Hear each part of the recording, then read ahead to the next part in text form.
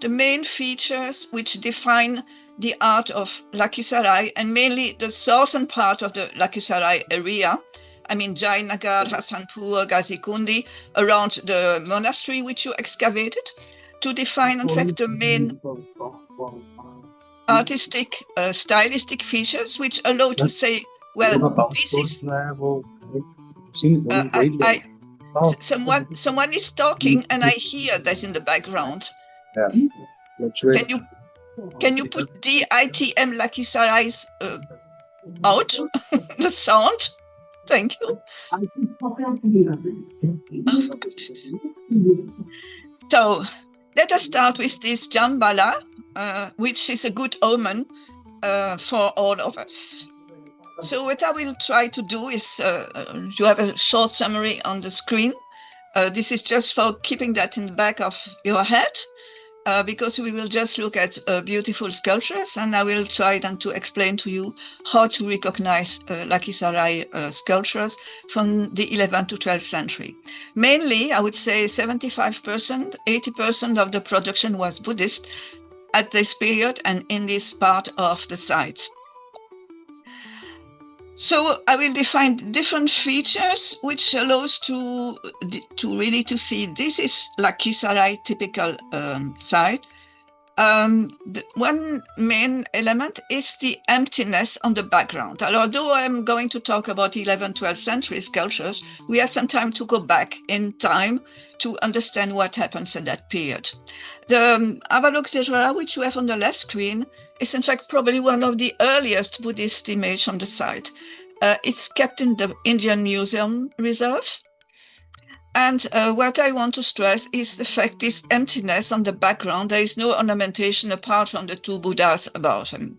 This understanding of the background, not to overload it with motifs, is found also in the Hindu production of the site. You have here this Durga, probably unfinished, but you have here this emptiness around her, and also this early Ganesha, which used to stand still at least 1988, when the picture was made in the field, not far away from Raja Oda, in fact, but which was unfortunately stolen in the meantime. And the picture you have on the right side is as it appeared in an auction catalogue in 1998. So you see that also in this early image of Ganesha, you have this empty space around the divinity. And this is the feature which is characteristic of this 11th, 12th century Buddhist production from Lakhisarai. As you see, we have here the three different deities, Ushnisha Vijaya, Tara, and again, or Jambala. And you see, you have the same emptiness around her.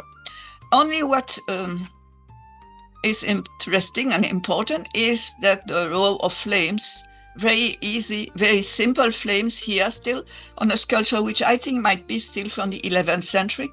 The two others from the 12th century, where the flames you see are much more complicated, much more carved in detail.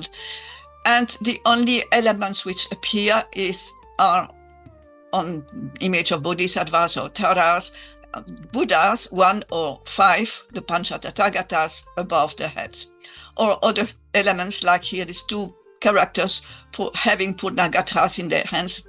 We just remember that Kubera or Jambala in Hindu or Buddhist context have these jars of richness as attributes. Another element which I already mentioned, though we will come back to it, is the very high pedestal, which is plain and with inscription, but again, we'll come back to the point. Another way of showing the emptiness around the deity, which is to put the deity, of course, on the first row. When looking at the image, the devotee or the admirer doesn't have his eye distracted by motifs around. You just see the deity. Is to have an empty space which is preserved all around, though we have here more complicated, more intricate way of showing the Panchatathagatas, and in this case it is Ashtamahabhayatara. You have 8 small depictions left and right, but you see there is empty space which is preserved, like really a kind of veil behind her. And again, this very high plain pedestal. Empty space is also preserved, but can be used in the case of very specific deities like Marichi, who is running through space and emitting flames. She is a female image of the sunlight. Or these two terrible Mahakalas, who have not only flames on the back, but also on their heads, as you see. So you see, but apart from that, it is as if they fill the emptiness, they fill the universe with their flames. Another way of showing emptiness, which is a feature which I must say is also observed in North Bengal at the same period, is to have the background carved through. And you see here the back of the carving. But this is really a way of carving where the artist of Lakhisarai really excelled. Because you really see, somehow it shows as if the deity, the divinity, whoever it can be, he has an aspect of Avalokiteshvara, is really irradiating in all direction of space, not only in your direction, but also behind him. I show you some more example, like this one, which somehow was hidden. I have never seen the sculpture. I only knew it from a very old photos in an annual report of the Archaeological Survey, saying that it has been transported to the Indian Museum.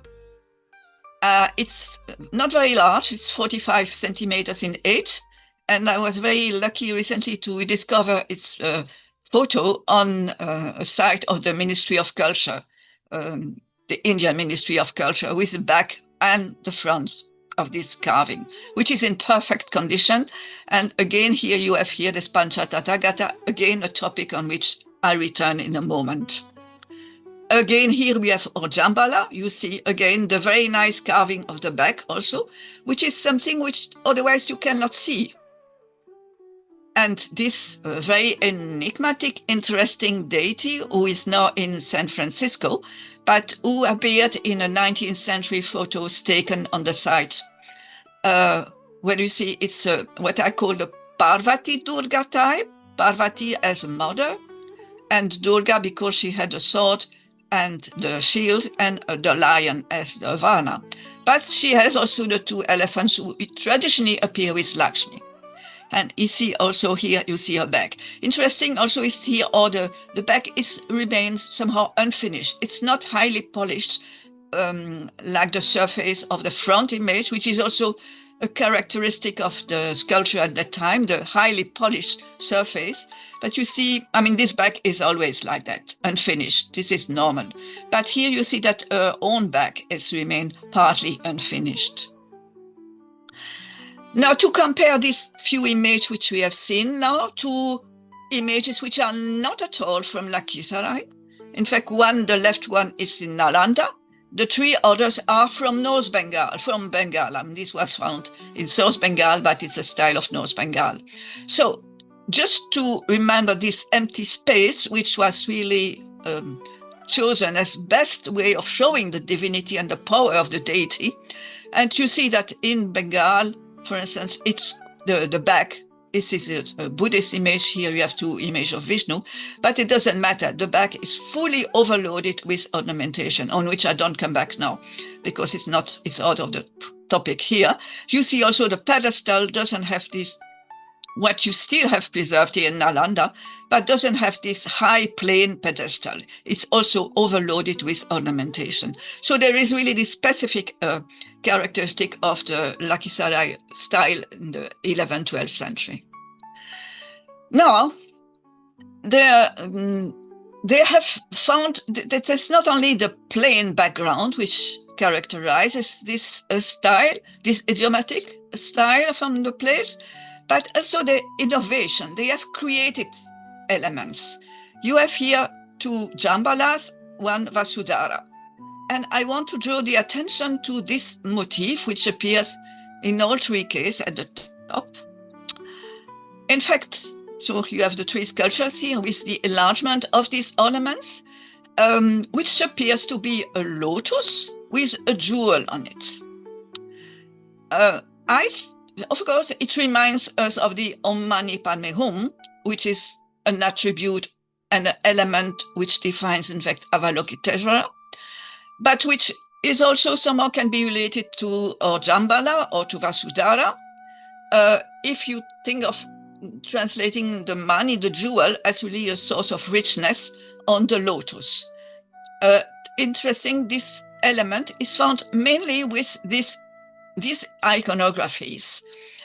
So this marks, of course, somehow also that these deities really belongs to Buddhism. They are Buddhist deities. Related to this motif which we have seen, which is really a mark showing this Jambala, this Vasudhara, they belong to us, they are Buddhist. Another element appears, which I show you now a detail of this part of this lintel, which was found during the excavations. Jambala is apparently was a very important figure on the site, probably also related as a protective deity. And what I want to stress now is on this type of motifs, which is a threefold element. Here you see it better here, which can appear cut in two on the lintel, like here. So what it is, I found this element very enigmatic. It has a very specific forms, which is when I started looking, I realized it appears on quite a number of Buddhist images. So here again, three Buddhist images from Lakhisarai. We show marked in each of them the lower part, the pedestal, as you see, and here are the details. So look again here. This is the image in the Indian Museum. You have again this threefold motif cut into at the extremities here. Here you have it also perfectly depicted. Here also below the Marichi, you have half of that.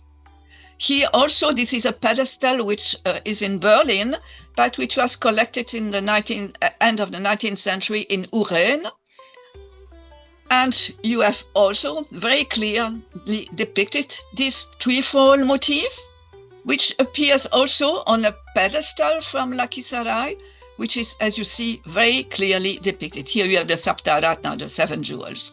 So I found it amazing because it's really a signature of the atelier. And just to say, again, you have this pedestal with the 7 jewels here. And here I have put for comparison, because you are going to tell me, but I have seen already such elements in other image in Bihar and Bengal, or Hindu or Buddhist. This is true. Here you have 2 examples of other images which do not come from Lakhisarai at all. You have such element, but you see the shape is completely different. It's always a triangular element, or sometimes different, but you do not have this very, very clear shape. And I would like to identify this here particular as being the Triratna. I remind Triratna, this is a Sangha, this is the Buddha, this is the Dharma. And the Triratna is a topic which has been illustrated in Indian art since Gandhara, taking various forms. It's a topic as such which is difficult to illustrate. And I found very amazing to see that this Lakhisarai motif might be most probably at the source of a motif which appears still today, up to today, in Tibet, which is the closest motif you can find. It appears in number of other images. I'll show you now just this Acharya, here unfinished Vajratara. You see here we have half the trefoil on the lintel. Here it appears in the pedestal. So it is definitely, let's go back a moment, it is definitely a major sign of marking the images as being Buddhist, just like the lotus supporting the jewel on the top. So now we don't have only Buddhist images in Lakhisarai. You found also a number of images which are Hindu, like the Vishnu on the right side, and you see that it has, like the Buddhist image we have seen, it has this plain background, which is a characteristic of the site, but all three of them have this Kirtimukha and the flying Vidyadharas. The only major element of these two deities who are aspect of Purneshvari, they belong to the Purneshvari type. They can be different, but you have always normally a fruit and a child, is that they were donated by Buddhist donors. So you have here images which are somehow at the hedge between, there is a background popular Hindu and there is a background Buddhist, and many people were not exclusively going in this direction or this direction. At the same thing, the ateliers probably were working for the Buddhist Sangha, producing Buddhist images, but also producing Hindu images. And a main motif in Hindu art, wherever you see in Eastern India, it's all Bihar and undivided Bengal, this is this topic of the Kirtimukha and the flying characters. So you have sometimes this crossing of different traditions which you find. Another element, although these two images are were donated by Buddhist devotees, as you observe also the presence of Ganesha, tiny Ganesha there, and she has also a lion-like Durga. So again, you find there this iconography where one always wonder how to identify him or to identify her. They are somehow at a position in between. The same Kirtimukha with the flying characters are found on this image, which is here clearly Durga Parvati, nothing to do with Buddhist Vasudhara or Hariti, nothing at all. And you have here the Kirtimukha again. A Kirtimukha, as you find it in this late 12th period, a very large tongue, as you see, scrolls, very heavy scrolls, rising left and right from his mouth. And then you have tiny, scrolls which are carved in low relief, which falls down on either side and covered any empty space. Now, this covering of empty space, you find it also in these Buddhist images, but it's a completely different context. And what you see is, in fact, a lotus arising somehow from behind the deity, right above him or her, and supporting the 5 Tathagatas. If you pay attention, you see that you have this lotus with 5 branches, 5 stalks, and in fact what you have here is a lotus mandala, which we know this lotus mandala with 8 petals, which have been cast then in all Bihar, Bengal around that time. But here you see a very clear depiction in 2 dimensions of this mandala, which is hovering above the deity. You find him here again. So here you have a Shadakshari Avalokiteshvara, again the Avalokiteshvara in the Indian Museum, and here in fact you have a Maitreya. So again, you have these mandalas hovering.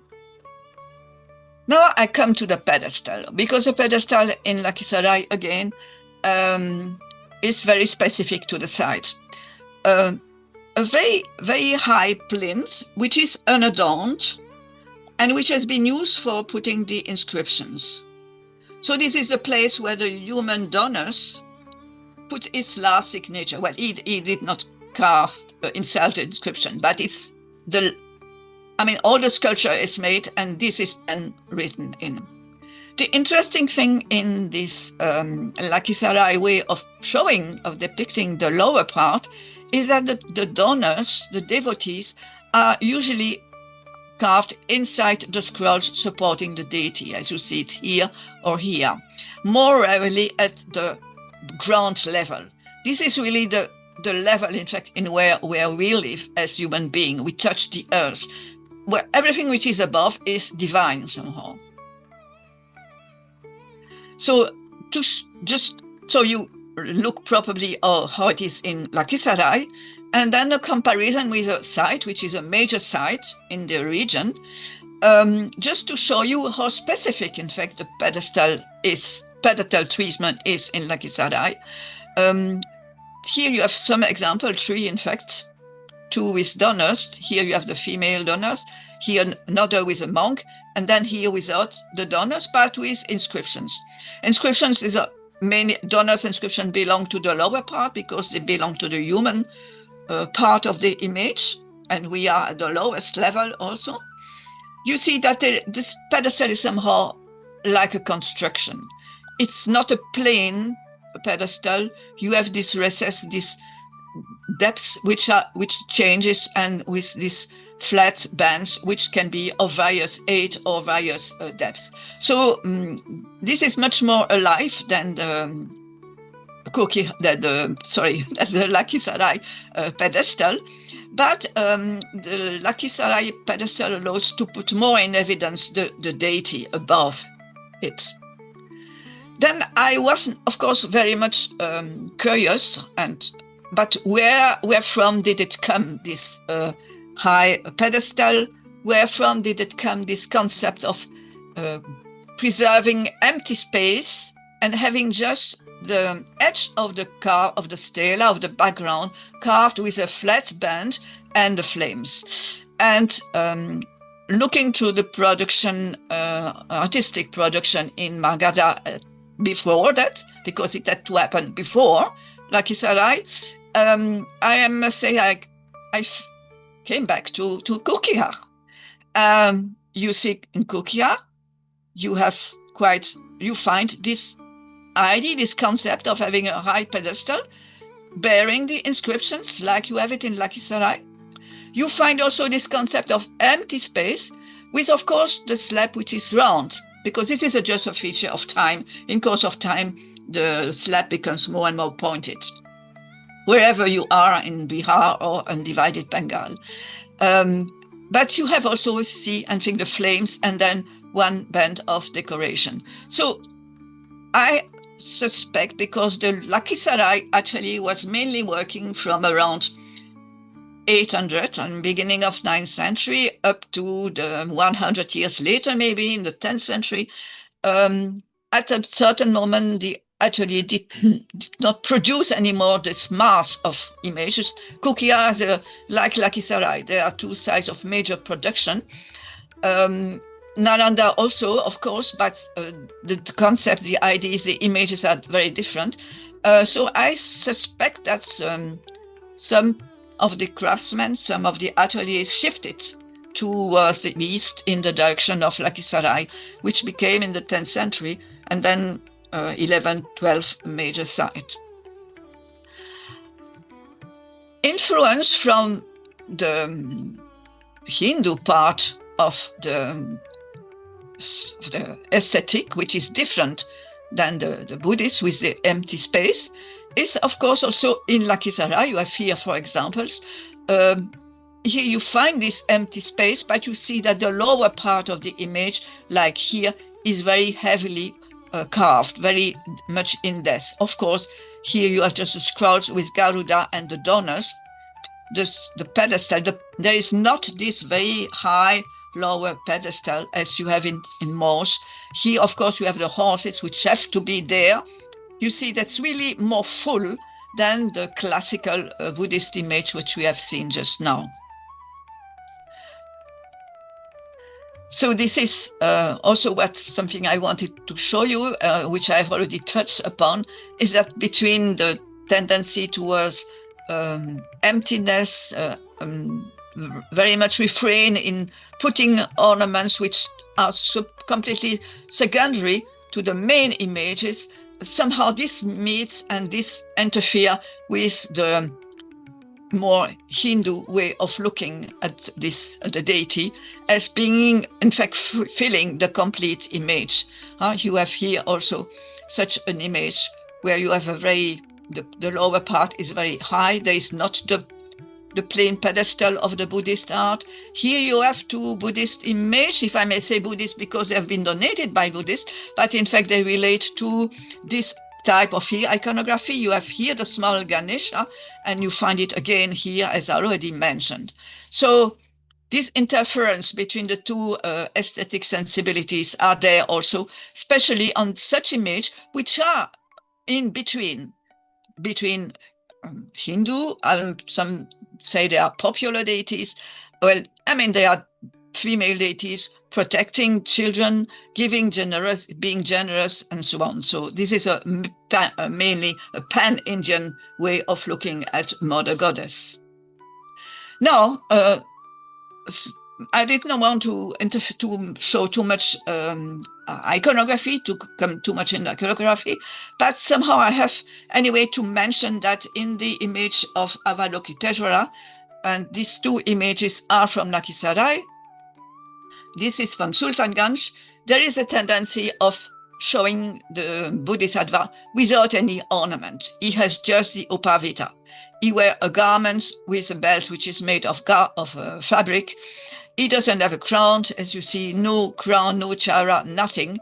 No earrings, also of one earrings very, very tiny.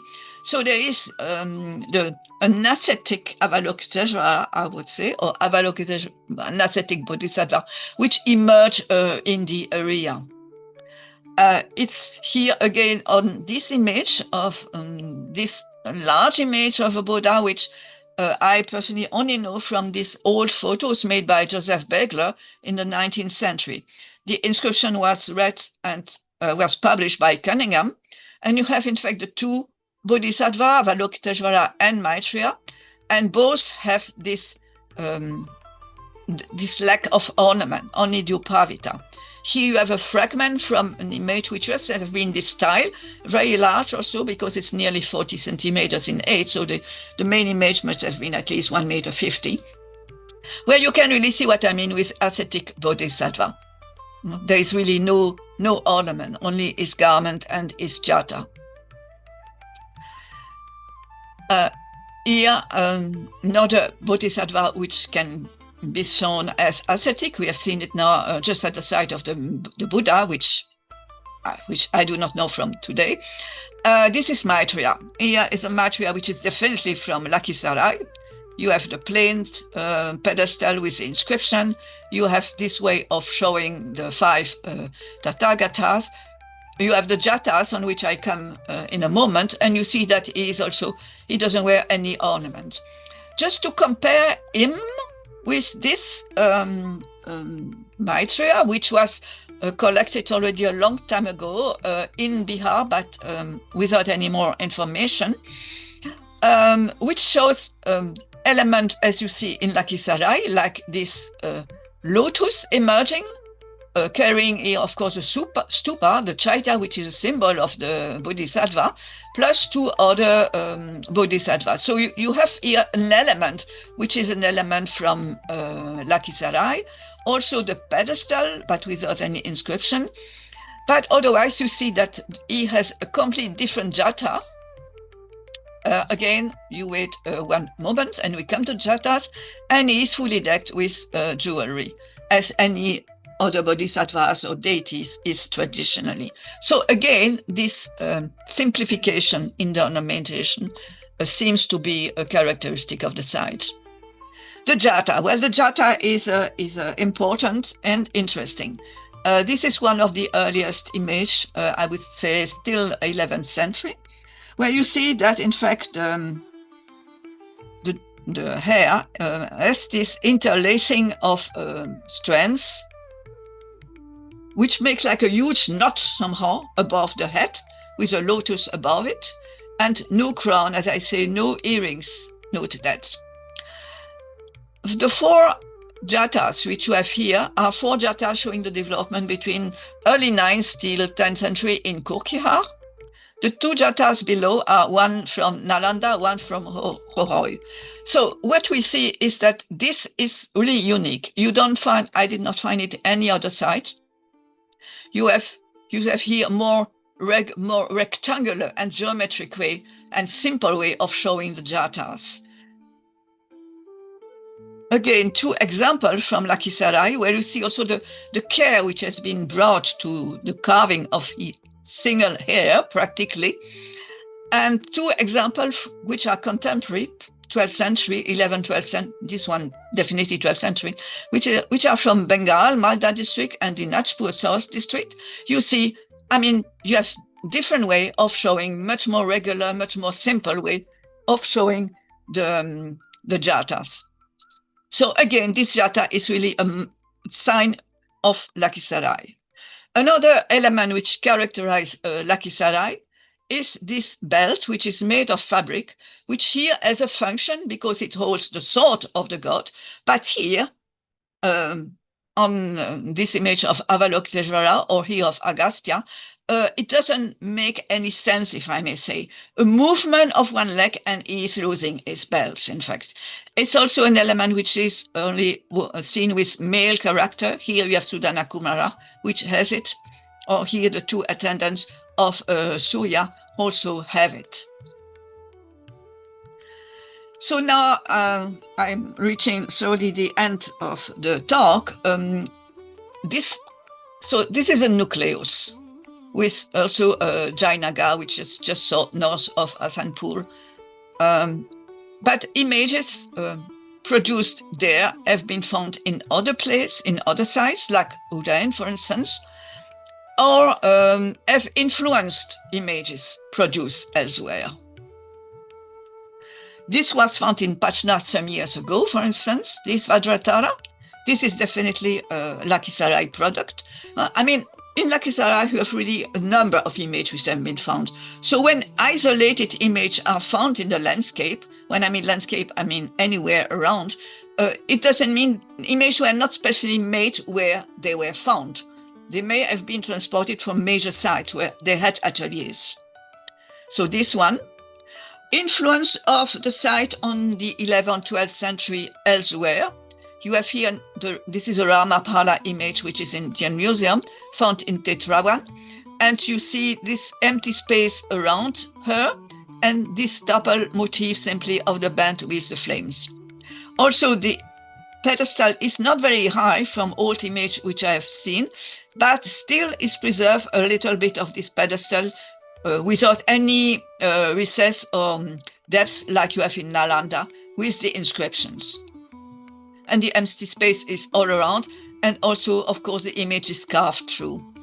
These two images are from Nalanda.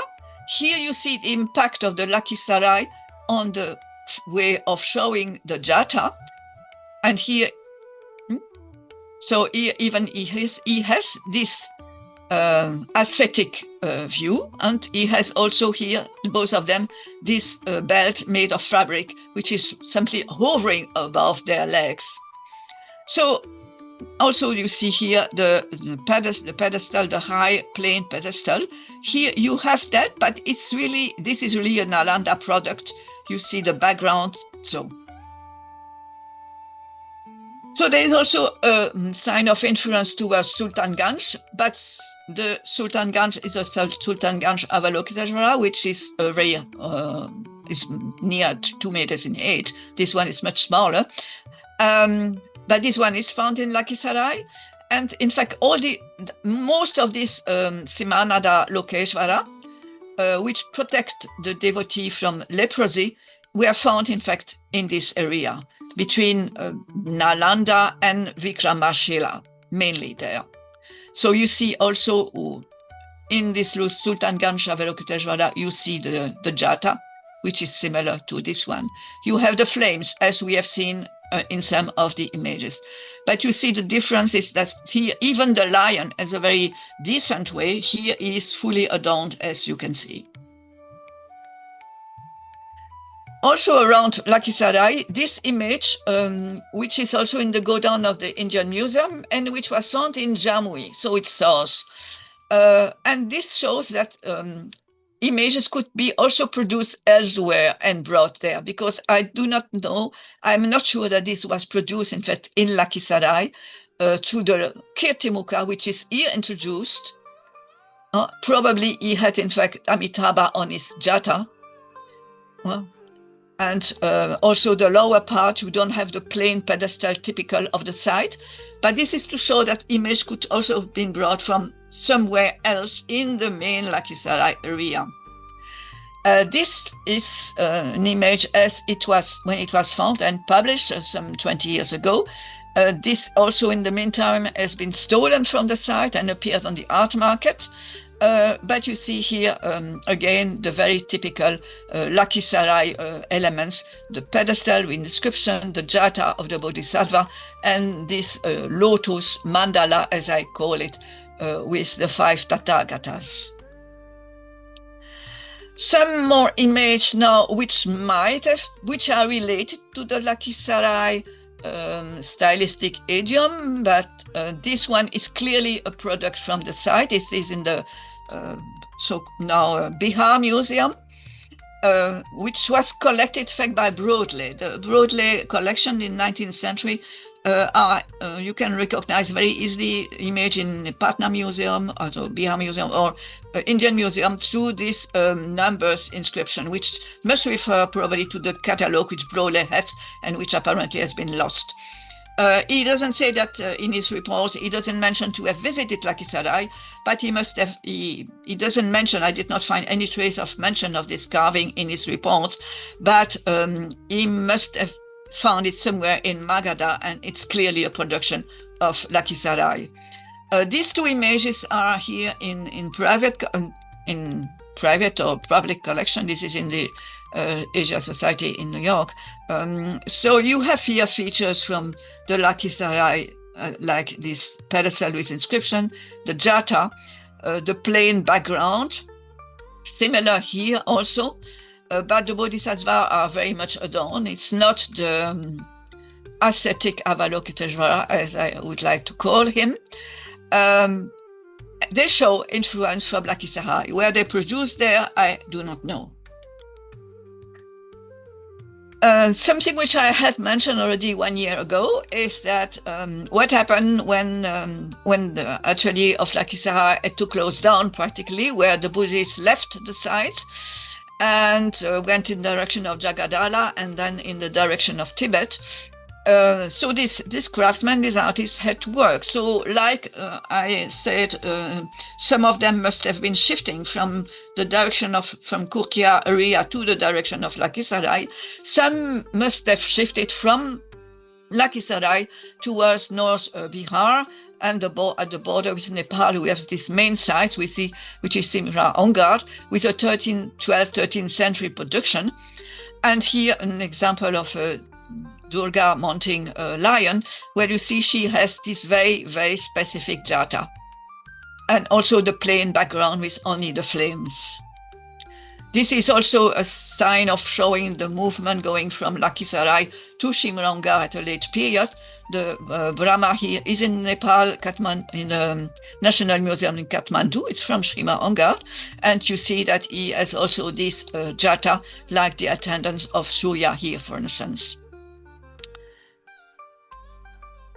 So looking at Lakhisarai, then I asked myself, but so up to now, to the best of my knowledge, no bronze, no cast image has been recovered from the site. But I wonder, was it not possible that there were also ateliers casting images there in the region? And I found this too. This one is in fact from Kuki-Har. It belongs to the Kuki-Har group and is now in Patna. He has this type of jata. This one is which is an object which came down from Tibet. So it is an item which has been brought by Buddhist monks from India to Tibet in the 12th century.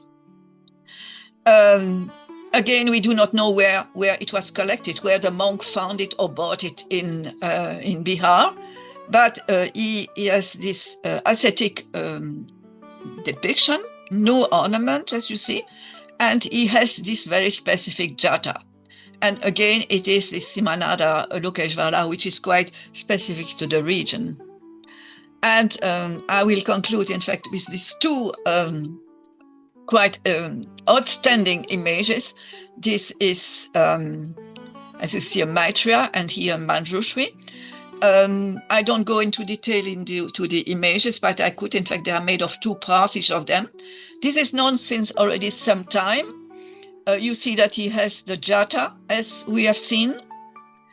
But this is interesting because as a friend just showed me this picture and these old photos showing the image still in a Buddhist Tibetan monastery. So this is also, the Maitreya also must have come down from Tibet, back from Tibet, if I may say.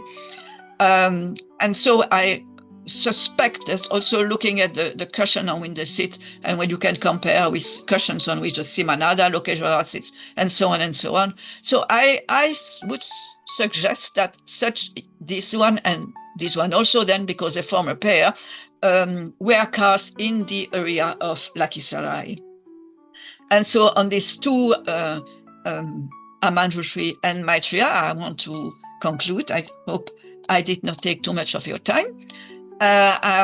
This was, in fact, to show that the production in the 11th, 12th century was outstanding, and many more images belong to this period, which I have not shown because sake of time, and then it's too much chaotic, but it shows that we can really still work for a long time, I think, on this production. And I thank you for your attention, and I congratulate all the colleagues who are working really on the field in Lakhisarai. Thank you very much, Anil, for your invitation.